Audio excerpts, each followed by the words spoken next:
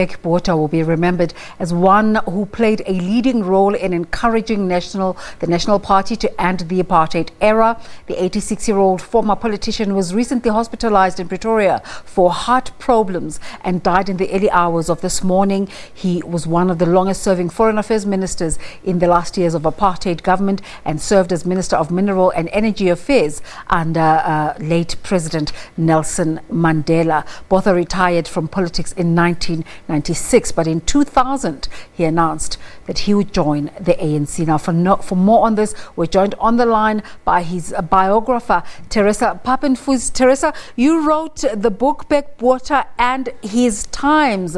How are you feeling this morning? Good morning. Yes, it was a great shock for me to learn that Pik has died. One feels kind of really sad and a bit overwhelmed. He was a person with such an appetite for life and is such a survivor of many things. It was, I think it's a shock. Yeah. Though one realized that he's had a long and a full life. But it's sad, yes. Nonetheless, some reviewers of your book called it exciting, moving and humorous. And he was also described as one of the most colorful political figures of our times. Do you think those descriptions were a description of him and his personality? Yes, I think those descriptions are very apt. I think they are very, very correct. I think Pik Botha had a personality that was really, in the words of Chester Crocker, larger than life. He was very colorful. I think to describe him as colorful was almost a bit, it's a bit a normal way to tell it, but people have described him as dramatic, as an actor, as a one of the best descriptions that I heard of him was of a woman who was the wife of an ex-diplomat who said, Pik is so much like us, but a larger, naughtier version on the big screen. Now, in terms of... please continue. Yes, and another summary or description of Pik that I heard was by one of his private secretaries. He said, after God made Pik Botha, he threw the mold away. You don't get any like him anymore. Sorry? Well, I think you mean you don't get any like him. Yeah, that's right. I think that's what Vic Zazarai, his private secretary, meant by that. And he was, I think, a very complex personality. I think he was very human, very, very human. He had a fantastic memory. Historians have described him as an historian's dream, because he remembered exactly. He could remember dates. In my interviews, I sometimes confronted him with some information that I got in books and so on, or in newspapers. Then he said, that couldn't have been the date. And I said, but my source says so.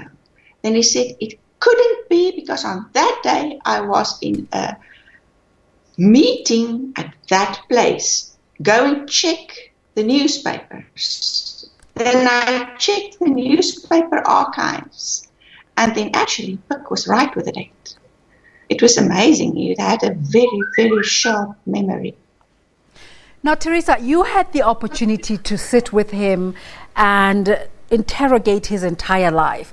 Politicians are identified by their ideologies, and sometimes they stick stubbornly to what they know, even when confronted with information that says there is now need for change.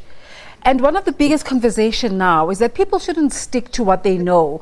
They say it's not only what you know, but it's also the ability to unlearn what you know and relearn to survive in this day. And Burke seems to have been that kind of person who said, I was once a nationalist, but there's now a need to change my thinking. Take us through that process of what made him decide to move over. Yes, that's a very interesting question and a very relevant one, I think.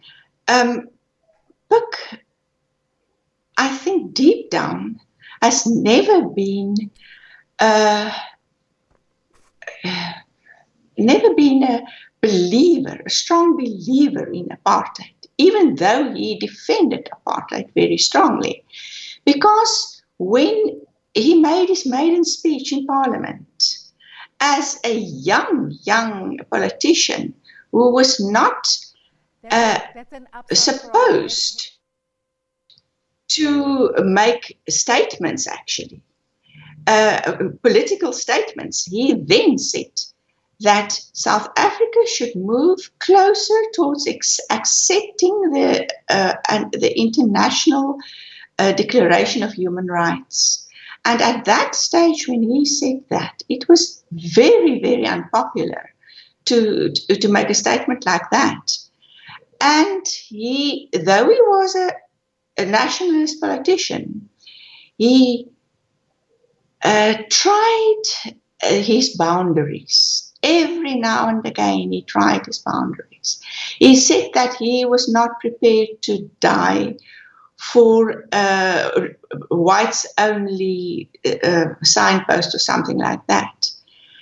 And he said that in 86, he said that he would be prepared to serve under a black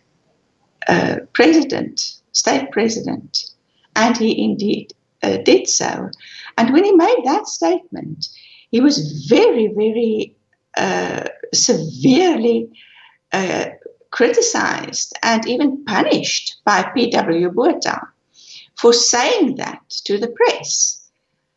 Yes, and I think Pik Botha's role was to help the national constituencies to change their thinking because he was immensely popular with ordinary people. But he had his vision further away. But even after he said that he would vote for the ANC, he was very critical of the ANC again. He was very open-minded. I once asked him now about this thing that you now joined the ANC. He said after he left politics, and left the Cabinet of National Unity, he never again joined a political party. Though he might have voted for the ANC, he told me that he never joined any other political party again. I think he wanted to keep his mind open. And and when he saw something right, he with whole heart actually supported it. And when he saw something wrong, he warned against it. And especially after he left politics, I think he felt that he had a much greater freedom to be himself. Did you keep in touch? Yeah, we kept in touch, but not that often. I saw him now and again and phoned him on birthdays and so on. I think the last time that I saw him was at the Woordfeest earlier this year, where he was a speaker, and he there was such a huge turnout of people to come and listen to Pik. He was on the stage with Peter Dirk Uys. And that was actually very interesting to see that, and to see how very popular he still was, and how many people attended the meeting, the gathering. Yeah. I know it's unrelated, but I think it's unfortunate that you keep looking down when you're talking to us, because you have such beautiful eyes, Theresa. Sorry. Actually, I saw something on the screen, and I only now realized that I was looking down. That the camera is above me. What? Thank you. I thought I had to. The camera was somewhere else, but actually, sorry. It's okay. Okay. Theresa, what attracted to the character of Pik Botha? I think the colorfulness of the man. I actually never wanted to write a biography on Pik Botha. I never saw myself as the biographer of Pik Botha. I asked I asked Pik to write an autobiography. I wanted to publish it. I wanted to be the publisher of an autobiography on Pik Botha. And when that didn't realize, I asked several other people to bring me a manuscript to write a biography then of Pik Botha. And I approached 3 people, and none of that realized. So I thought if I needed a manuscript, I might have to produce it myself. Yeah. So, well, that's how it happened. Theresa, if you've been following the conversation of state capture and corruption in the news these days, the other narrative is that it's not a new phenomena. It used to happen during the apartheid regime. It's just that the people who perpetrated it then were protected, and the information has never seen the light of day. What kind of conversations did you have with him about the wrongdoings within the state during his times? I did have conversations about that. And he really told me that when there was a wrongdoing, people were really brought to book. There was a story in the book that I wrote on one politician, a nationalist politician, who was sent to jail.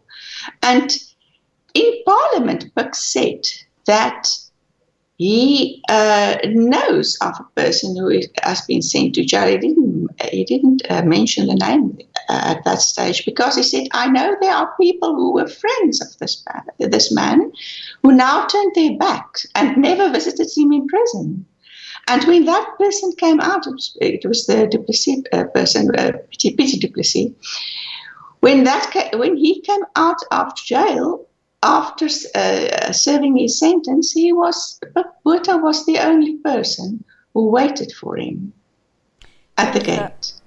We are time tied, so we're going to have to end our conversation, although one would love to continue. But I imagine we'll be talking to you more than once on other shows here on the SABC in the lead up to the funeral. But thank you so much for making the time.